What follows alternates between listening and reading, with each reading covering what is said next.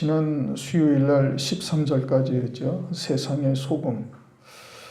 이제 이 말씀을 이제 많이들 오해한단 말입니다. 위에도 세상이고 14절에도 세상이다 하니까 이거 그냥 일반 세상, 예수 밖에 있는 타락한 세상, 그것을 말하느냐, 이제 그런 뜻이 아니고, 또 이제 헬라어가 전혀 13절과 14절의 세상이라는 단어가 다르다. 13절의 세상은 땅, 개라는 헬라어를 써가지고 마태복음 13장의 네 가지 땅과 같은 우리들의 심령을 말하는 거예요. 이게 너희는 땅의 소금이다. 소금이라는 것은 영원히 변하지 아니하는 하나님의 언약의 소금 언약과 같은 민수기 18장 19절 말씀, 그와 같은 하나님의 영원한 언약으로 인하여 기뻐하며 사는 하나님의 자녀들을 말하는 겁니다. 제자의 신앙에 올라온 하늘에 속한 기쁨으로 충만한 자들이 되어야 되는 거예요. 누가? 내 자신이. 14절의 세상은, 이거는 헬라어로 코스모스라는 단어를 썼고, 이것은 하나님의 백성이지만 예수 밖에 있거나 예수 안에서도 이방인으로 살고 있는 자, 즉 세상에 속한 자인 겁니다. 예수 밖에 있어도 세상에 속한 자요, 예수 안에서도 육신에 속한 자가 세상에 속한 거거든요. 이것을 세상이라고 이야기를 하는 것이고, 13절의 세상은 자기 자신을 말하는 거예요. 제자, 네 자신이 영원한 소금 언약과 같은 하나님의 언약의 말씀을 가지고 하늘에 속한 자가 되어져서 하늘에 속한 기쁨으로 충만한 것으로, 그것으로 살아야 되는 거예요. 그게 땅의 소금이다, 이 뜻인 겁니다. 땅의 소금. 그렇게 되어진 자가 맛을 잃었다? 하늘에 속한 기쁨을 잃어버린 거예요.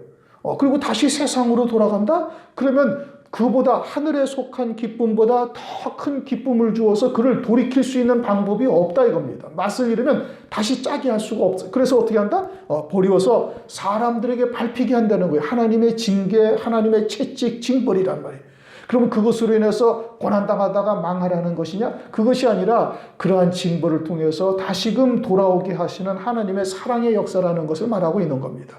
그렇게 해서 온전한 하늘에 속한 기쁨으로 사는 자가 되어져 있으면, 그러면은 이제 너희는 세상의 빛이다, 이런 뜻입니다. 그런 뜻이에요. 지금 여기서 너희라는 것이 누구를 말한다고요? 산 위에 올라온 제자를 말하는 거예요. 그럼 산 밑에는 누가 있는데? 무리가 있단 말이에요.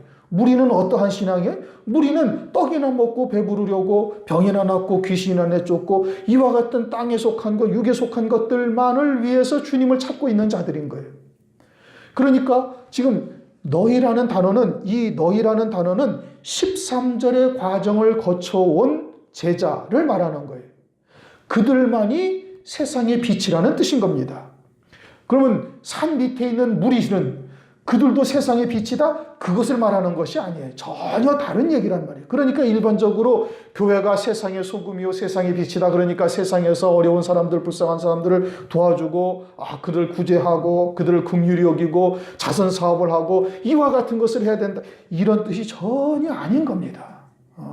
지금 하나님의 말씀은 초점이 어디에 맞춰져 있다고요? 영생에 맞춰져 있다니까요. 영생이란 말이, 너희가 성경에서 영생을 얻는 줄 알고 산거하거냐. 그렇게 영생에서 벗어난 무슨 사회사업, 구제사업, 이런 거를 하라는 말씀이 전혀 아니란 말씀이에요. 그런데 전부 다, 대부분 다 어떻게 생각을 해? 다 그렇게 생각하는 거예요. 교회는 마땅히 물론 해야 됩니다. 하지 말라는 얘기가 전혀 아니에요. 그것이 아니라 하나님의 말씀의 본질이 뭐냐를 말하는 거예요, 지금. 주님의 말씀하시는 말씀의 초점이 어디에 있는가, 그것을 맞추어야 되는 것이지, 그냥 엉뚱한 것을 갖다가 마치 코끼리 다리 만지면서 코끼리는 이와 같다, 어떤 사람은 코끼리 배를 만지면서 코끼리는 이거다, 어떤 사람은 코끼리 코를 만지면서 코끼리는 이거, 똑같이 그렇게 지금 하고 있다는 말씀이에요. 하나님의 말씀의 참된 뜻이 무엇인지를 모르고 있는 거예요. 그러면은 땅의 소금 언약, 영원히 변하지 아니하는 소금 언약으로 하늘에 속한 기쁨으로 사는 자들을, 너희는, 그러한 자들은 어떻게 된 거예요? 그러한 자들은 마태복음 5장 3절부터 심령이 가난한 자로부터 애통하는 자, 온유한 자 쭉 넘어와서 의를 위하여 핍박을 받는 자의 자리에까지 이르는 자를 말하고 있는 겁니다. 그리고 이 마태복음 5장 3절부터 10절까지 11절까지 12절까지의 말씀이 그냥 하나만 딱 떼서 온유한 자는 복이 있나니 땅을 기업으로 받을 것이며 이렇게 해석하면 안 되는 거예요. 왜냐? 영이 가난한 자부터 시작을 해서 애통하는 자, 온유한 자까지 쭉 이어져 와야 의를 위하여 핍박을 받는 자의 자리까지 이르는 것이고, 그렇게 해야만 제자의 신앙에 이룰 수가 있는 것이고, 그들이어야만 땅의 소금의 자리에 있는 자가 되는 거예요. 그냥 어느 날 갑자기 의를 위하여 핍박을 받는 자가 될 수가 있느냐? 이거는 절대 있을 수가 없는 일인 겁니다. 영이 가난한 자부터 시작해서 애통이 하는 자, 온유한 자, 의에 줄이고 목마른 자, 긍휼히 여기는 자, 마음이 청결한 자, 화평케 하는 자, 의를 위하여 핍박을 받는 자가 그냥 의를 위하여 핍박도 가끔 받다가 또는 뭐 영이 가난한 자도 됐다가 왔다 갔다 하고 또는 한 소절만 딱 떼어져서 이렇게 된 자가 복이 있다. 이걸 말씀하고 있는 것이 아니란 말씀이에요. 영이 가난한 자부터 시작해서 이제 온유한 자, 애통하는 자를 지나와야 긍휼히 여기는 자, 의를 위하여 핍박을 받는 자까지 이르는 것이지, 그냥 대충 신앙생활하는데 어느 날 갑자기 의를 위하여 핍박을 받는 자가 되어져 가지고 또는 화평케 하는 자가 되어져서 막 아들의 자리까지 이르느냐, 이거는 하나님의 말씀을 몰라도 너무 모르는 것이고, 그렇게 되어져야 세상의 소금, 내 자신이 영원한 언약 안에서 하늘에 속한 기쁨으로 사는 자가 되어지고, 그렇게 되어진 자는 너희는 그러면 너희가 세상의 빛이다, 이런 뜻이 되는 겁니다. 세상의 빛이다.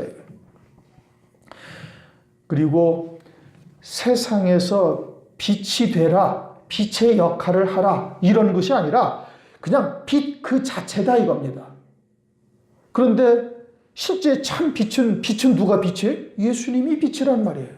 마태복음 4장 16절, 흑암에 앉은 백성이 큰 빛을 보았고 사망의 땅과 그늘에 앉은 자에게 빛이 비치었도다. 이 말씀은 이제 이사야서 9장 1절 2절에 있는 말씀인데, 여기서 빛이라는 것은 누구를 말하는 거예요? 주님을 말하는 거예요. 예수 그리스도를 말하는 거예요. 그러니까 빛은 예수 그리스도가 빛이에요. 예수 그리스도가 빛인데 우리 보고 빛이라 말씀하고 계시는 거예요. 그럼 어떻게 해야 내가 빛이 되는가? 그것은 그리스도 안에서 세례받은 자가 되어져서 자기는 예수 안에 부정되어야 되는 겁니다. 그리고 나를 통해서 그리스도만이 나타나야 되는 거예요. 하나님의 말씀을 믿는 믿음만큼 내가 빛이 되었다, 이 뜻인 겁니다. 하나님의 말씀을 믿는 믿음만큼 빛이 된 거예요. 그래서 어린아이의 신앙에서 자녀의 신앙으로, 자녀의 신앙에서 청년, 청년에서 아비의 신앙에까지 이르게 되어지면은, 그러면은 그것이 뭐예요? 그것이 온전한 빛이 된 거예요. 온전한 빛이 된 거예요.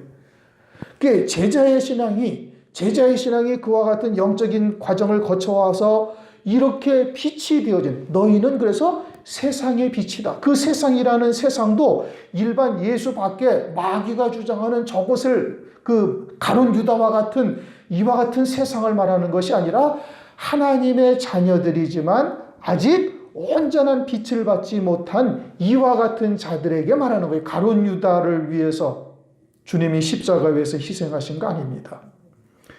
요한복음 3장 16절을 보면 하나님이 세상을 이처럼 사랑하사, 그 세상이라는 단어가 코스모스라는 단어예요. 여기 14절의 세상이라는 단어와 똑같은 단어입니다. 그런데 하나님이 그 세상을 이처럼 사랑하사 독생자를 주셨다고 이렇게 해가지고는 온 세상 만물을 하나님이 다 사랑하신다. 그러면 강아지 새끼를 위해서 주님이 피 흘려 죽으셨어요? 들에 핀 그냥 잡초를 위해서 주님이 세상에서 십자가에 위해서 죽임당하셨나요? 그런 것이 아니라니까요. 그 세상이라는 단어는 하나님의 자녀들이지만 세상에 속해서 살고 있는, 아직 예수 밖에 있거나 예수 안에 있으면서도 세상에 속해서 살고 있는 자들을, 그거를 코스모스, 세상이라고 이야기하는 것이에요. 그들에게, 이렇게 흑암에 앉은 백성, 사망의 그늘진 곳에 있는 그들에게 너희가, 누가? 언약의 소금 언약으로 온전히 하늘에 속한 기쁨으로 살고 있는 자들이 된 제자들이 너희가 그들에게 빛이란 말이에요. 그 제자들은 어떤 제자들이? 이제는 예수 안에서 자기가 부정되어지고 예수의 이름으로 새 피조물이 되어져서 하나님의 말씀을 믿는 믿음으로 살되 영이 가난한 자서부터 의를 위하여 핍박을 받는 자의 자리에까지 이르렀을 때 그들이 뭐예요? 그들이 너희들이 저들에게 빛이다, 이런 뜻인 겁니다. 그들에게 빛이라는 얘기예요. 그러니까 이 말씀이 그렇게 간단한 얘기가 아니란 말씀입니다. 그러면 빛은 빛인데 어떤 빛이에요? 빛도 요한복음 1장을 가면 1장 4절에 생명의 빛이 있고 1장 9절에 가면 참 빛이 있는 거예요.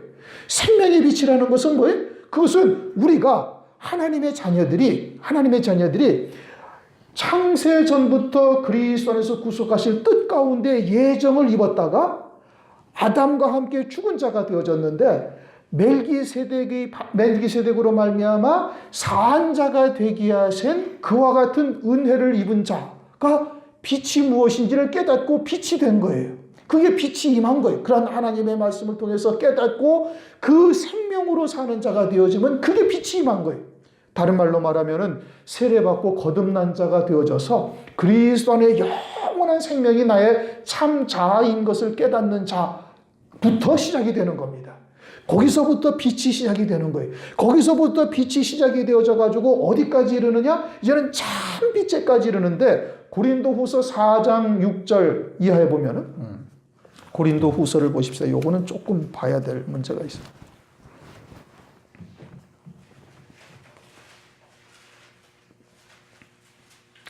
고린도후서 4장 4절부터 보시면은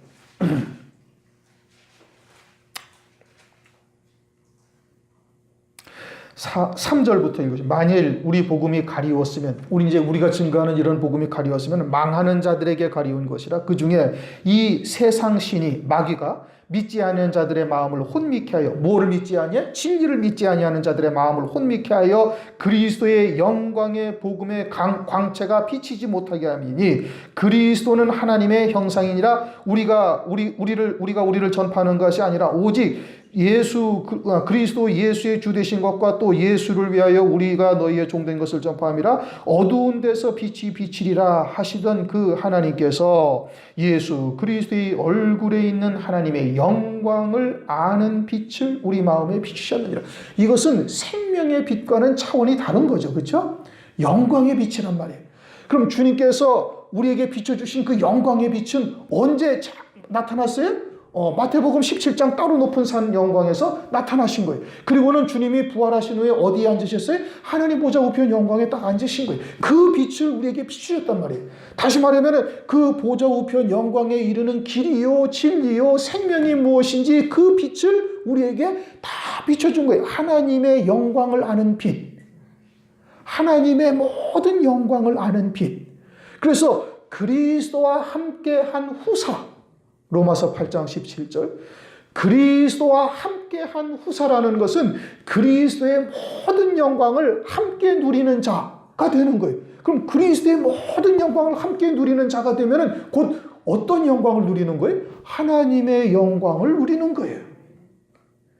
그것이 참 빛이란 말이에요. 우리에게 그것을 누가 비춰줬어요? 주님이 비춰주신 거예요. 그리고 그 빛을 온전히 받아서 그 생명의 빛, 참 빛으로 사는 자가 되어지면 이제 빛을, 너희는 세상의 빛이니. 그게 진짜 빛인 거예요. 물론 그 전에도 우리가 빛이죠. 그러나 온전한 빛은 뭐냐? 그렇게 그리스도의 얼굴에 나타난 하나님의 영광을 아는 빛을 다 받은 자가 되어져서 이제는 그것이 내게 생명이 되어졌단 말이에요. 생명이 되어졌다라는 뜻은 뭐예요? 이제는 그 말씀이 나의 모든 삶의 초점을 거기다 맞추는 거예요. 밥을 먹어도 그것을 위해서 먹고, 밖에 나가서 일을 해도 그것을 위해서 일을 하는 것이고, 잠을 자는 것도 그것을 위해서 잠을 자는 것이고, 가족이 있는 것도 그것을 위해서 가족을 있는 것이고, 모든 말씀의 초점이 거기에 다 맞추어져 있는 거예요. 그래서 먼저 그의 나라와 그의 의를 구하라는 그 중심으로 여러분이 예배를 왜 나와? 그것 때문에 나오는 거예요. 지금 목적이 정확해야 돼. 우리가 왜 예배를 드리고, 왜 기도를 하고, 왜 말씀을 보고, 왜 별로 잘생기지도 목사하고 맨날 얼굴을 마주쳐가면서 그것도 맨날 책망이나 듣고 앉아있는데 뭐 때문에 나와서 앉아있어야 되느냐 말이에요. 그것을 위해서 나와서 앉아있는 거예요. 그것에 이르게 하기 위해서. 그 빛을 받은 자가 되어야 되는 것이고 그것이 내게 온전한 생명으로 딱 자리 잡아야 되는 거예요. 그냥 건드리면은 그 말씀이 팍 나와야 되는 거예요. 그냥 탁 부딪히면은 그 말씀이 팍 나오고 그 말씀이 딱 튀어나올 정도로 내게 채워져야 되는 거예요. 그게 세상의 빛이다 이겁니다. 누구에게?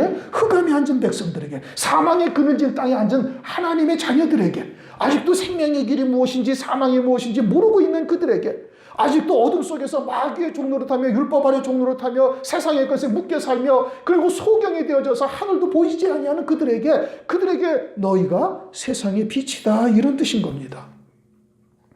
우리가 그러한 사명을 가지고 있는 거예요. 그러한 온전한 빛을 받은 자가 되어져서 그 사명을 감당하는 자가 되어지면 히브리서 11장 38절 말씀처럼 세상이 감당치 못한다 이겁니다. 권세로, 물질로 또는 여러 가지 세상의 것으로 아무리 미혹해도 흔들리지 아니하는 자가 되는 거예요. 왜? 더 좋은 부활이 무엇인지를 알고 있는 거예요. 이제는 여자들이 죽은 자들을 부활로 받기도 하며 이제 부활의 신앙을 넘어서서 더 좋은 부활을 소망하는 자가 되어졌으니 이제는 악형을 받아도 오히려 기뻐하며 나가는 것이고 돌로 맞고 톱으로 쾌임을 당하고 세상에서 유리방황 걸식해도 전혀 그런 것으로 좌절하거나 낙심하거나 또는 원망불평하거나 이러질 아니한단 말씀입니다. 하나님의 약속에 확신을 딱 갖고 믿음으로 사는 자가 되어지는 거예요. 그럼 세상 사람이 어떻게 평가하느냐, 세상이 어떻게 보느냐 이런 것이 중요한 것이 아니란 말이에요. 하나님 앞에 내가 지금 어떻게 걸어가고 있는가 이게 중요한 것이지요. 그게 중요한 거란 말이에요. 사람들이 나를 어떻게 바라볼까? 또 뒤에 앉아서 수근수근거리지 않을까?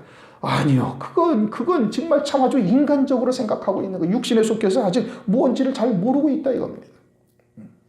마태복음 13장에서도 한번 제가 설명을 지금 세 번째인가 네 번째 드리죠. 천국은 마치 밭에 간 주인 보화를 발견한 자와 같고 또 그 다음에 넘어가면은 44절, 45절, 46절 가면은 천국은 마치 진주 장사하는 자와 같은데 극히 값진 진주 하나를 만나며 자기의 모든 소유를 팔아서 그걸 다 샀다. 밭은 뭐예요? 흙이란 말이에요. 땅. 밭 속에 아주 귀한 보물을 딱 감추어져 있는 것을 발견한 거예요. 그게 뭐예요? 우리 안에 있는 하나님의 생명을 가진 것을 깨달았다 이겁니다. 하나님의 생명을 가진 것을 깨달았으니 육신의 목숨이나 육신의 것이 중요한 것이 아니라 이것이 가장 소중한 것이 되어져서 그것을 위해서 사는 자가 된 거예요. 그 다음에는 그렇게 하나님의 나라가 소유가 되어졌으니 이제는 하늘에 예비된 영광이 무엇인지 그것을 보는 자가 되는 거예요. 진주 장사와 같은데 그 중에 극히 값진 진주가 딱 몇 개 있어요? 딱 하나밖에 없는 거예요. 최고의 영광이 무엇이냐? 딱 하나밖에 없다 이겁니다. 그것을 딱 발견하게 되어졌으니 어떻게? 또다시 모든 소유를 판다? 모든 삶의 초점을 거기에다가 다 맞추는 자가 된다. 그렇게 되어진 자가 너희는 세상의 빛이다. 그걸 말씀하고 있는 겁니다. 그 세상이라는 것은 일반 세상을 말하는 것이 아니라 흑암의 땅이요 사망의 그늘진 이와 같은 곳을 말하고 있는 거예요. 거기에 이 빛을 비추라고 하나님께서 우리를 말씀을 통해서 그와 같이 깨닫게 해 나가시는 겁니다. 그러면 산 위에 있는 동네가 숨기우지 못할 것이요. 산 위에 있는 동네가 왜 숨기우지 못해요? 제자들이 빛이 되어졌으니까. 그러면 여기서 산이라는 것은 뭘 말하느냐? 새 예루살렘 성과 같은 곳이 있는 시온산을 말하는 거예요. 히브리서 12장을 보면은 히브리서 12장 21절 19절 이하에 보면은 율법 아래에 있는 자들은 신의 산에 있고 그리고 너희들은 그들은 흑암에 불 붙는 곳에서 율법 아래에 있는 자들은 신의 산에 있고 우리는 어디에 있어요? 위에 있는 시온 산에 있다 이겁니다. 영적으로는 이미 시온 산에 있는 자가 되어진 거예요. 하늘나라의 영광을 빛을 비추는 자가 되어졌다. 그러니 산 위에 있는 동네는 숨기우지 못한다. 마치 예수님이 오셔서 세상에 병든 자, 눌린 자, 가난한 자들이 다 주님에게 와서 소망을 갖게 되는 것처럼 그렇게 자연히 예수님이 드러나듯이 진리의 빛을 가진 자들에게 주님께서 드러나게 하시고 그리고 말씀을 전파하게 하시는 것을 말씀하고 있는 겁니다. 15절 사람이 등불을 켜서 말 아래 두지 아니하고 등경 위에 두나니 이러므로 집안 모든 사람에게 비치느니라. 사람이 등불을 켜서 등경 위에 둔다. 그렇게 말씀하시죠. 사람이 등불을 켜서 등경 위에 두는 것처럼 예수님이 그리하셨다. 요한은 켜서 비치는 등불이라. 요한복음 5장 35절에 그렇게 말씀을 하시죠. 그러니까 요한을 하나님께서 켜서, 하나님께서 빛을 켜서 등불로 삼으셨다. 등불로 켜놓으신 거예요. 사람이 켰다라는 것은 주님이, 하나님이 등불로 켜놓으셨다라는 뜻인 겁니다. 사람이 스스로 불을 켤 수 있는 것이 아니라, 그러니 하나님의 말씀을 듣는 게 우리가 지혜로워서 또는 우리가 기도를 많이 해서 들을 수 있는 것이 아니라 듣는 귀 보는 눈은 다 여호와 하나님이 지으신 것이라. 누가복음 9장 45절을 보면 이런 말씀이 있습니다. 저희가 이 말씀을 알지 못하였나니 이는 저희로 깨닫지 못하게 숨김이 되었습니다. 깨닫지 못하게 숨김이 되었다? 누가 그렇게 하신 거예요? 주님이 그렇게 하신 거예요. 그러면 듣는 자는 어떻게 듣는 거예요? 주님이 들으신 거예요. 그 아버지께서 이끌지 아니하시면 아무도 내게로 올 수가 없다. 천국의 비밀을 아는 것이 너희에게는 허락되었으나 저희들에게는 아니 되었나니 저희는 들어도 듣지 못하고 보아도 보지 못하고 깨닫지 못한다. 그러니 우리가 그러한 하나님의 말씀을 듣고 하나님의 뜻이 무엇이로구나, 진리라는 것이 무엇이로구나 라는 것을 안다는 것이 내가 지혜가 있어서 아는 것이 아니란 말씀이에요. 성령께서 깨닫게 하시고 성령께서 은혜를 베풀어 주시는 거. 왜요? 창세전에 나를 위해서 예비하신 영광이 그와 같은 영광이니까 그 아버지의 뜻을 이루시기 위해서 성령께서 우리 안에서 그와 같은 하나님의 말씀을 듣게 하신다 이겁니다. 그러니까 등불을 켠다? 하나님의 말씀의 빛이 내게 임해서 그 빛을 발하는 자가 된다? 그것은 오로지 하나님의 은혜인 거예요. 이렇게 사도 바울이 나의 나 된 것은 하나님의 은혜로 된 것이다 이겁니다.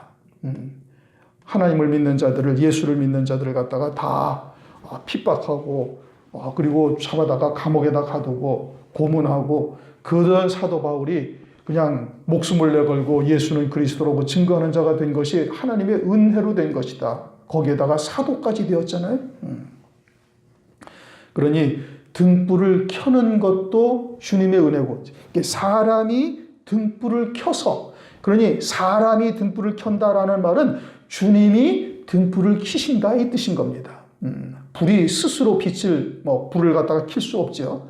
그러니까 사람이 등불을 켜서, 주님이 등불을 켜서 또 어디다나 등경 위에 올려놓는단 말이에요. 말 아래 두지 아니하고 빛을 발하는 자가 되어졌으면 빛을 발할 수 있는 자리로 주님이 옮겨 놓으시는 거예요. 내가 막 찾아가는 것이 아니라. 그러니 우리는 늘 성령의 예민한 감각을 가지고 있어야 되는 것이고, 그래서 하나님의 말씀을 전하라고 감동의 은혜를 베풀어 주실 때 전해야 되는 거예요. 내가 전하는 것이 아니라 성령으로 인하여 증거하고, 사람이 전하면 말썽이 생기는 것이고 성령께서 증거하면 회개하는 역사가 나타나게 되는 것이죠. 그러니 늘 기도하면서 성령의 예민한 감각을 가지고 있다가 하나님의 감동의 은총이 임하실 때 하나님의 말씀을 증거하고 그들을 빛 가운데로, 빛의 자녀로 인도하는 역사를 해야 되는 것이죠. 그래서 사람이 등불을 켜서 말 아래 두지 아니하고 등경 위에 두나니. 그럼 등경 위에 두었다? 다른 말로 이야기하면 교회로 하나님께서 이제 밝히시는 역사를 하게 한다 이런 뜻인 겁니다. 작게는 주의 종을 하나님이 세우셔서 교회를 맡기시는 것과 마찬가지예요. 등경 위에 두어서 자기 집안 식구들에게 그 빛을 비추게 한다. 그렇게 말씀을 하시는 겁니다. 또 넓게 보면은 우리 각자가 다 그와 같은 등불이 되어져서 빛을 발하는 거예요. 어디에서? 우리가 일하는 곳에서 또는 가정에서 기타 동네에서 어디서든지 그 빛을 발하는 자가 되게 하나님께서 하신다 이겁니다. 그러면 이 마지막 때에 등불 되게 하신 곳이 교회인데, 마지막 때는 그와 같은 교회가 성경에서 어디를 말씀하고 있는 거예요? 이제 요한계시록에서 말씀하시는 7 금초대의 교회가 등불이 되는 겁니다. 7 금초대의 교회를 통해서 주의 재림을 맞이할 자들을 세우고 어린 양의 생명책에 농명이 될 자, 또 주의 길을 앞서 예비할 두 증인 14만 4천의 종들을 세우는 일을 그와 같은 등불된 교회를 통해서 주님께서 일하시는 거예요. 그리고 집안 모든 사람에게 비춘다. 집안 모든 사람이라는 것은 말세에 예비된 자들을 말하는 겁니다. 베드로전서 1장 5절 너희가 말세에 나타내기로 예비하신 구원을 얻기 위하여 믿음으로 말미암아 보호하심을 입었나니. 그렇게 예비된 성도들이 있는 것이죠. 그들이 자기 집안 식구가 되는 겁니다. 누가복음 1장 17절 말씀도 보면 저가 또 엘리야의 심령과 능력으로 주 앞에 앞서가서 아비의 마음을 자식에게 거스리는 자를 의인의 슬기에 돌아오게 하고 주를 위하여 세운 백성을 예비하리라. 이 세례 요한에게 말씀하신 건데 세례 요한은 장차 이제 사역할 두 증인들을 이제 나타내고 있죠. 아울러 말세 사역할 종들을 얘기하고 있는데 그들이 이와 같이 주를 위하여 예비된 자, 세운 백성들을 예비하리라. 그렇게 주를 위하여 세운 백성들이 있음을 말씀하고 있는 겁니다. 마태복음 24장 14절을 한번 보십시다. 마태복음 24장 14절을 보시면은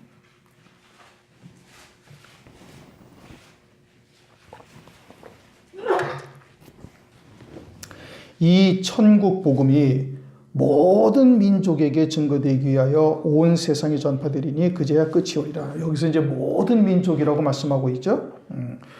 또 15절 우리 마태복음 5장 15절 집안 모든 사람에게 비추느니라 그렇게 말씀하셨어요. 그렇죠? 그래서 이제 집안 모든 사람이라는 말씀과 또 여기에 뭐가 있어요? 모든 민족 이라고 말씀하고 있어요. 이제 집안 모든 사람이라는 것은 그와 같이 택함을 입은 자들이라고 제가 좀 전에 말씀을 드린 겁니다. 말세에 예비된 자, 모든 하나님의 백성들을 말하는 것이 아니죠. 그렇죠?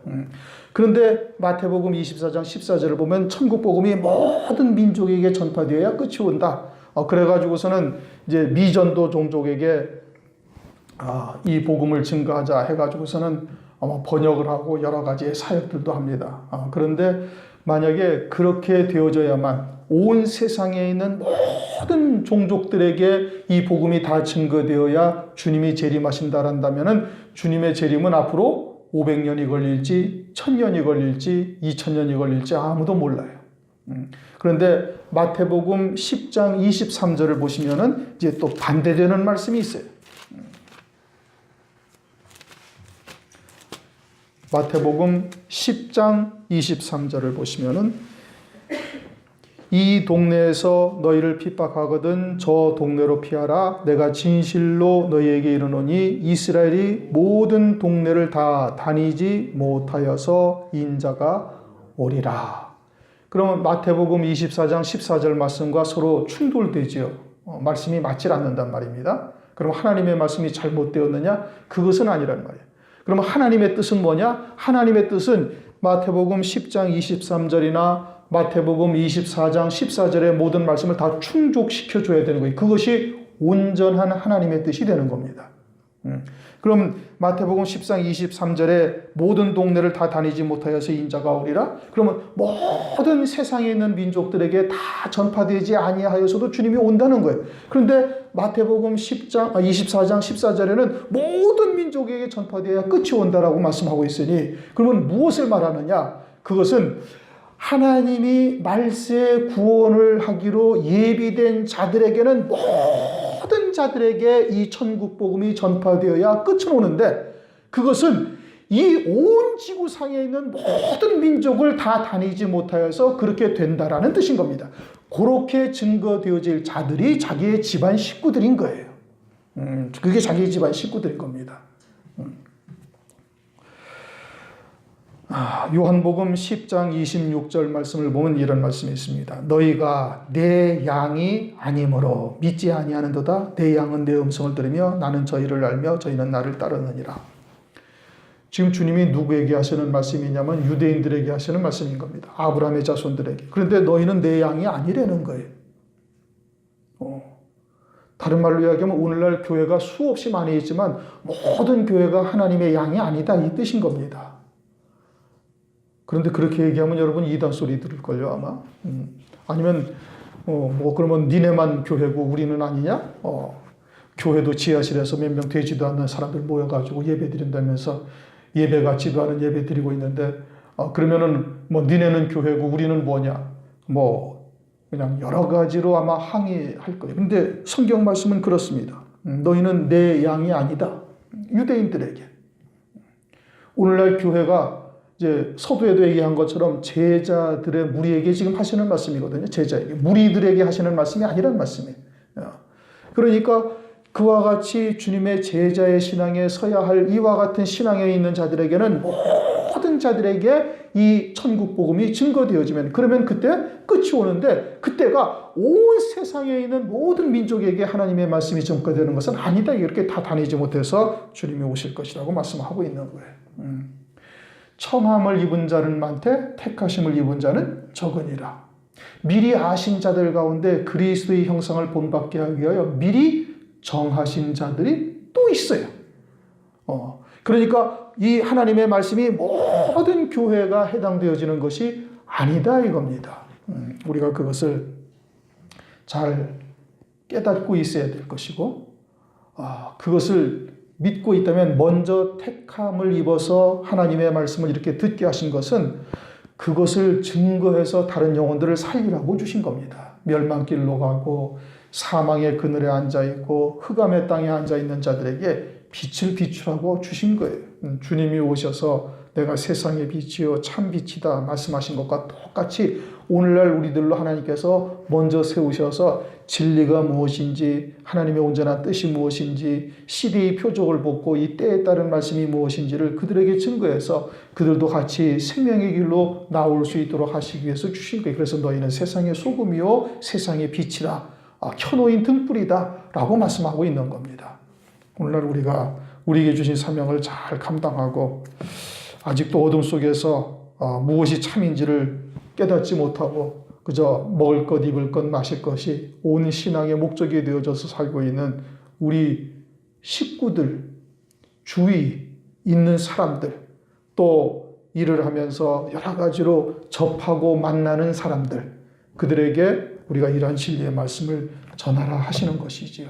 우리가 속히 먼저 빛이 되어야 되고 등불이 되어야 될 것이고 그보다 앞선 것은 세상의 땅의 소금이 먼저 되어져서 하늘에 속한 기쁨으로 어떠한 환경도 이기는 자가 되어져야 돼. 그래야 빛인 거예요. 그래야 등불이 되는 거예요. 그래야 다른 영혼들에게도 그 빛을 비춰줄 수가 있는 거예요. 어떻게 고난을 당하고 그려온 가운데서도 얼면서 기뻐하면서 교회를 다니고 그리고 신앙 예배 일반 생활을 하고 그러는 걸 볼 때 그들이 하나님의 뜻을 하나님의 말씀을 받을 수 있는 자가 될 수도 있거든요.